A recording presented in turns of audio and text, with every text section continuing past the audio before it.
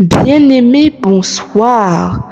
Avec vous ce soir, votre humble servante et directrice de la jeunesse qui vous souhaite en mon nom propre et au nom de toute l'équipe M3A Loud Cry Medical Missionary une chaleureuse bienvenue à cette première retraite de la jeunesse.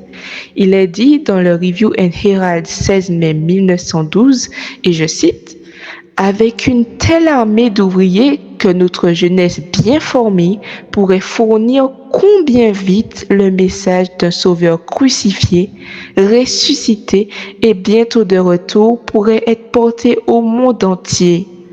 Combien vite viendrait la fin de la souffrance, du chagrin et du péché. Combien vite, au lieu d'une possession ici-bas avec son fléau de péché et de douleur, nos enfants pourraient recevoir leur héritage là où les justes hériteront du pays et y demeureront à jamais. Amen. Pour cela, chers jeunes, à l'instar du jeune David, de Daniel et ses amis, Néhémie et Timothée, pour ne citer que cela, vous avez la responsabilité de ne pas permettre à personne de mépriser votre jeunesse. Ainsi qu'il est écrit dans 1 Timothée 4, verset 12, « Que personne ne méprise ta jeunesse, mais sois un modèle pour les fidèles en parole, en conduite, en charité, en foi, en pureté. » Chers amis, nous approchons à grands pas du temps de détresse tel qu'il n'y a jamais eu et qu'il n'y aura jamais. C'est pourquoi nous avons mis sur pied cette fin de semaine de retraite intensif où nous allons parler des vraies affaires concernant la jeunesse.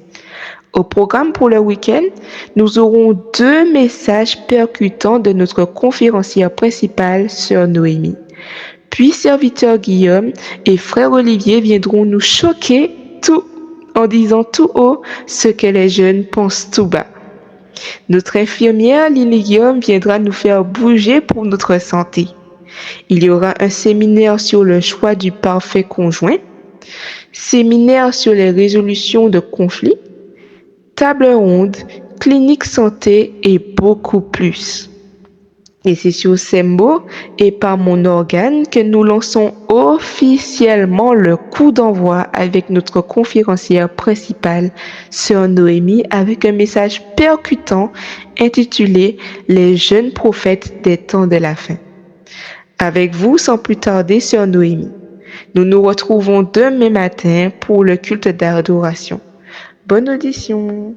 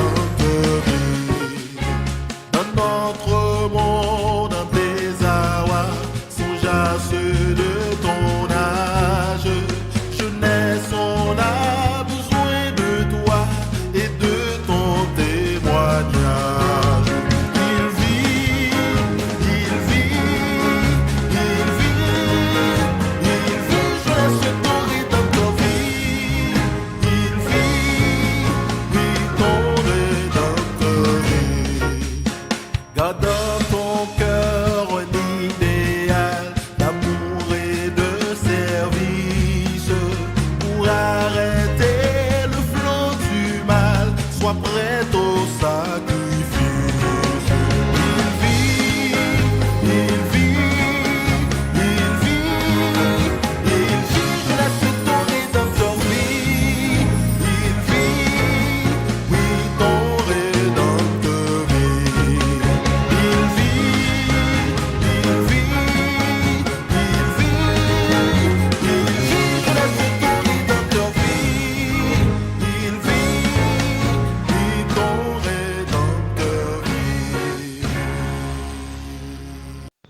Bonsoir, chers frères et sœurs, et bon sabbat à tous.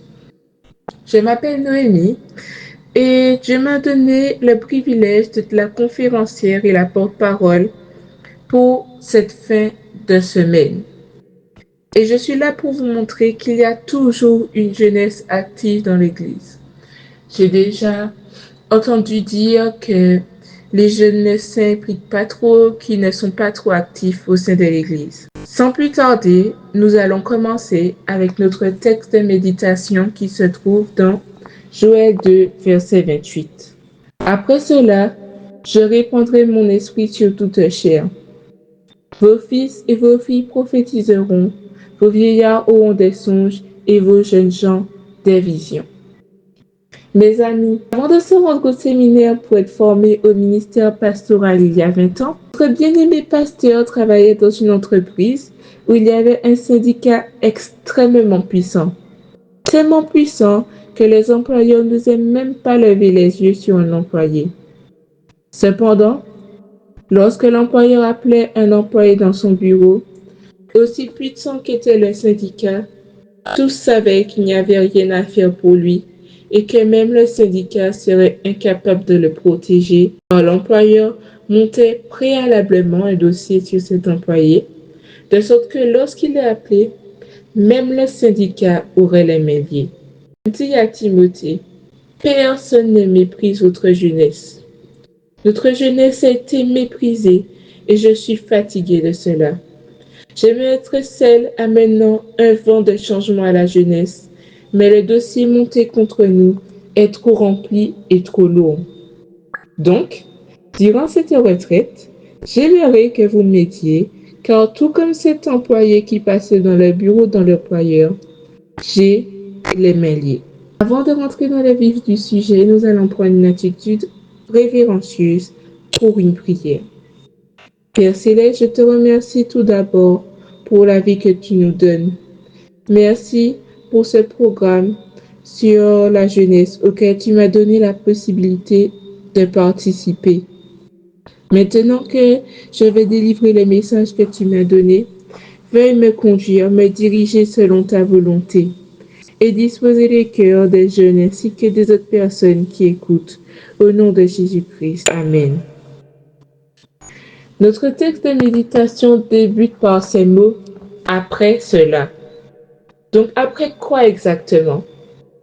Plusieurs vont se référer au verset 23 à 27 pour vous mettre dans le contexte. Mais le contexte se trouve réellement au premier chapitre du livre de Joël, où Dieu va utiliser des sauterelles comme présage pour annoncer ses jugements sur Juda. Mais après le jugement viendra la restauration. Chers amis, laissez-moi vous rappeler que nous sommes en période du jugement investigatif et immédiatement après, il y aura restauration. Mais dans ce cas-ci, par la promesse de temps de rafraîchissement prononcée en Joël 2, verset 28. Jetons un regard sur ces soi-disant jugements. Lisons Joël 1, verset 2 à 4. Il est dit, « Écoutez ceci, vieillards, prêtez l'oreille, vous tous, habitants du pays. Rien de pareil est-il arrivé de votre temps ou du temps de vos pères? Racontez-le à vos enfants, et que vos enfants le racontent à leurs enfants, et leurs enfants à la génération qui suivra. Ce qu'a laissé le gazam, la sauterelle l'a dévoré. Ce qu'a laissé la sauterelle, le gélec l'a dévoré. Ce qu'a laissé le gélec, le asile l'a dévoré. » Ces jugements étaient si terribles, jamais rien de tel n'avait déjà été vu dans les annales de l'histoire. Ces sauterelles représentaient les jugements de Dieu pour ravager l'agriculture, mais aussi une suite d'invasions et de défaites militaires jusqu'à la dernière nation devant se fondre sur Juda, Babylone. Et j'ai la triste responsabilité ce week-end de vous annoncer que Babylone revient. Mais tout cela est en langage biblique hébraïque. Traduisons-le maintenant en bon français. En d'autres mots, ce que Joël nous dit, c'est que ce qu'a laissé la satandémie, l'identité numérique l'a mangé. Ce qu'a laissé l'identité numérique, le crédit carbone a mangé. Ce que le crédit carbone a laissé, la monnaie digitale a mangé. Ce que la monnaie digitale a laissé, l'IA a mangé. Ce que l'IA a laissé, les villes de 15 minutes et la loi nationale du dimanche vont manger. Babylone arrive. Êtes-vous prêts? Dans le langage théologique biblique, cela s'appelle une prophétie jouée, donc un présage, où Dieu utilise des événements réels pour annoncer un message à son peuple. Dans la Bible, cette méthode est utilisée par Dieu après qu'il ait tout fait pour attirer l'attention du peuple. Puis au final, il a envoyé une dernière prophétie jouée, et lorsque le peuple fera fi de cette prophétie, au final, la destruction. Chers amis, j'espère que vous voyez dans quel temps nous vivons. Laissez-moi maintenant vous donner quelques exemples de prophéties jouées dans la Bible. Au chapitre 20 du livre d'Ésaïe, l'Éternel demande au prophète de se rendre nu dans la ville. Et lorsque le peuple vit Ésaïe nu, il dit à Ésaïe, « Quelle est cette chose étrange que tu nous annonces ?» Cela a permis au prophète de lever la main en haut et déclarer, « Ainsi parle l'Éternel, puisque vous êtes confiés sur l'Égypte et l'Éthiopie pour votre protection, ainsi sera l'objet de votre protection. » Dans le livre de Osée, l'Éternel demande au prophète de prendre une prostituée comme épouse. Nous parlons de Gomère, et le peuple comprendra à quel point il s'est prostitué aussi. Dans Ézéchiel 4, l'Éternel demande au prophète de prendre des excréments humains comme combustible pour cuire de la nourriture devant le peuple. Bien que le prophète plaida afin de ne pas se souiller en tant que juif, l'Éternel lui accorde la permission de prendre des excréments de bœuf. Et lorsque le peuple vit cela, ils demandèrent, « Quelle est cette chose étrange que tu nous annonces ?» Ce qui a permis au prophète de proclamer, « Ainsi vous mangerez votre pain en captivité. » Laissez-moi vous dire qu'il y a aussi des excréments ou d'insectes, du serpent et de l'huile de serpent dans la nourriture et viande fabriquée en laboratoire dès à présent. Mais le plus important est que si c'est dans l'Ancien, nous devons rechercher à retrouver des traces dans le Nouveau Testament. Dans Acte 2, verset 11, il est dit, « Le prophète Agabus prit la ceinture de Paul, s'attacha les mains et les pieds et dit, « Ainsi sera le sort de cet homme à qui appartient cette ceinture. » La Bible nous met en garde contre les faux prophètes et Dieu se servait des prophètes joués pour faire une distinction entre les vrais et les faux prophètes. Donc chaque fois que Dieu avait un message de vie ou de mort, c'est avec des actions étranges et bizarres que le prophète devait l'annoncer. Avons-nous un message de vie ou de mort pour les temps actuels? Que ferions-nous de bizarre ou d'étrange afin que le monde puisse croire que le message est vraiment de Dieu? Nous allons y revenir plus tard. Il est dit aussi dans notre texte de méditation que nos vieillards auront des songes, c'est-à-dire des rêves. Nous retrouvons une panoplie de types de rêves. Nous avons le daydreaming, le rêve récurrent, le rêve lucide, les cauchemars, les rêves vivides. Il y a plus, en faute de temps, citons que cela, mais tous ces rêves ont un seul point en commun, le passé. Oui, nos parents, nos arrière- et arrière-parents ont rêvé d'une œuvre achevée, mais ils sont encore ici, dans ce monde de douleur, de souffrance, à cause d'œuvres inachevées, un rêve qui tourne en cauchemar. Et cela n'affecte pas juste nos parents, mais aussi nos pères qui dorment encore, car du fond de la terre s'élève la voix d'Abraham, la voix de Noé et d'Abel.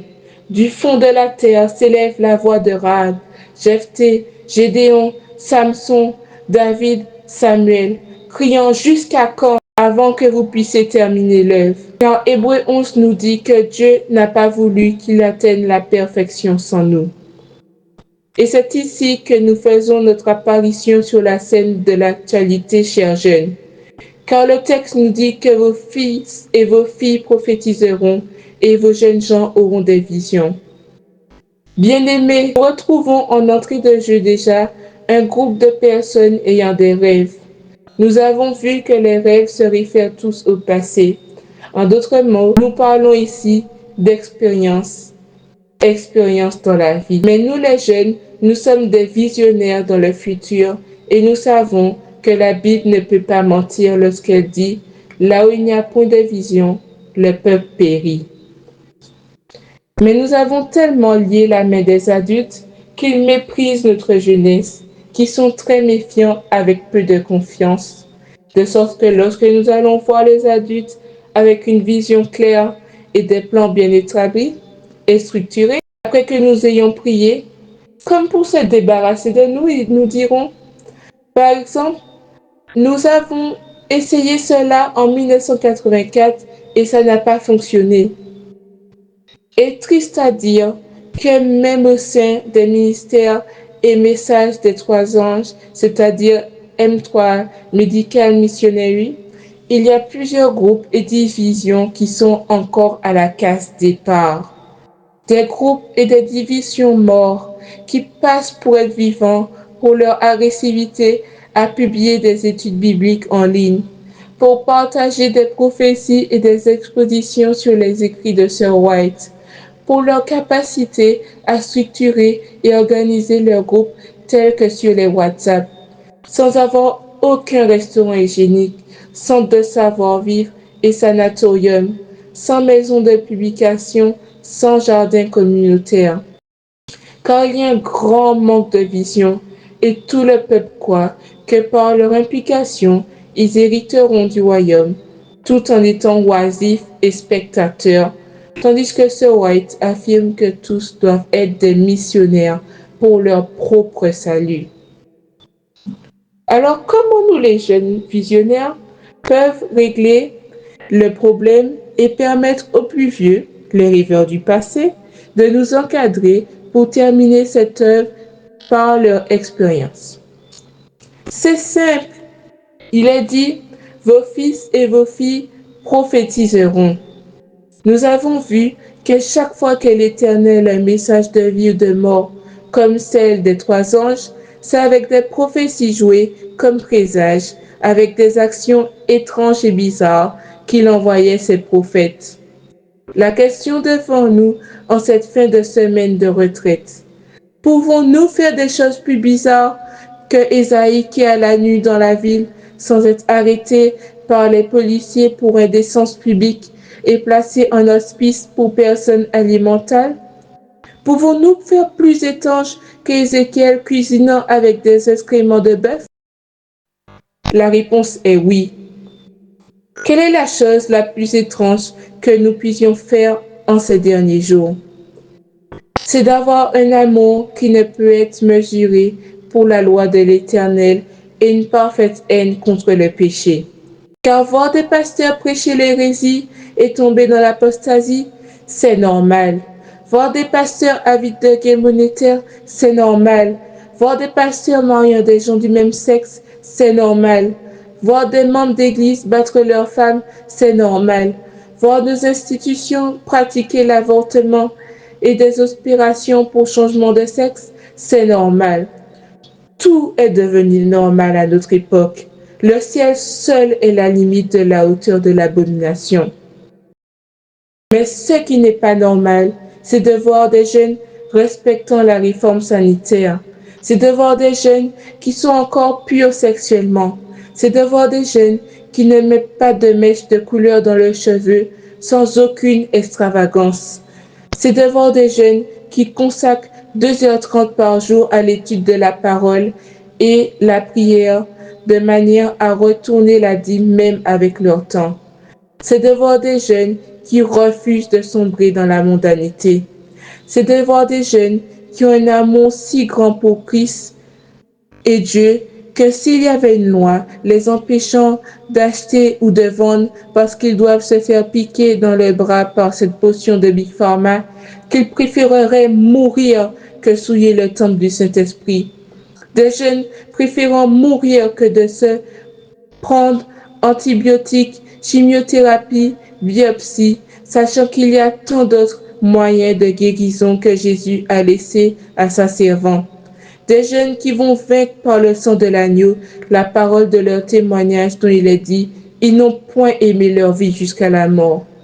Donc, devant le manque d'options de guérison médicale ou la faim, ils ne vont pas forniquer en cachette avec Big Pharma pour ensuite paraître spirituels, intellectuels et plus sanctifiés que d'autres, mais s'appuyant uniquement sur la parole de Dieu. Que celui qui veut sauver sa vie la perdra, mais celui qui la perd à cause de moi vivra. Voici ce qui n'est pas normal dans le temps que nous vivons. C'est de voir des jeunes aimant Dieu de tout leur cœur et qui vivent dans l'obéissance à sa parole. De sorte que s'il y avait une loi les empêchant d'acheter ou de vendre, ils préféreraient mourir plutôt que de transgresser la loi de Dieu. La mort avant le déshonneur doit être notre devise, chers jeunes. Oui, vous avez vu par l'intermédiaire de Christ en nous l'espérance de gloire que nous pouvons faire beaucoup plus étrange en notre temps que celui des prophètes d'antan. Mais cela doit se faire au travers de beaucoup de prières, car quiconque veut vivre pieusement sera persécuté, et j'espère que vous êtes prêts, mes chers soldats. Que Dieu vous bénisse. Amen. Père céleste, Dieu, 3 fois saint, nous te remercions pour ce message que tu nous as transmis à travers ton serviteur, où tu nous rappelles que tu n'as pas laissé la jeunesse à la dérive. Tu as toujours été là, Seigneur. Tu as un plan pour cette jeunesse. Tu sais combien elle est attaquée, Seigneur, combien l'ennemi détourne les jeunes, Seigneur, de la vérité, détourne les jeunes de toi, Seigneur, parce qu'il sait qu'il y a une force en la jeunesse. Veuille entourer cette jeunesse, Seigneur, veuille la fortifier, veuille lui donner, Seigneur, cette témérité, cette force, Seigneur, cet élan, ce courage, Seigneur, pour travailler pour toi. Dirige-nous, Seigneur. Veuille aussi bénir toutes ces personnes, Seigneur, que tu as mis pour entourer cette jeunesse, Seigneur. Veuille leur donner la force parce que ce n'est pas facile non plus. Garde-nous en ta paix, Seigneur. Protège-nous, dirige-nous, Seigneur. Au nom de Jésus, pour ta gloire. Amen.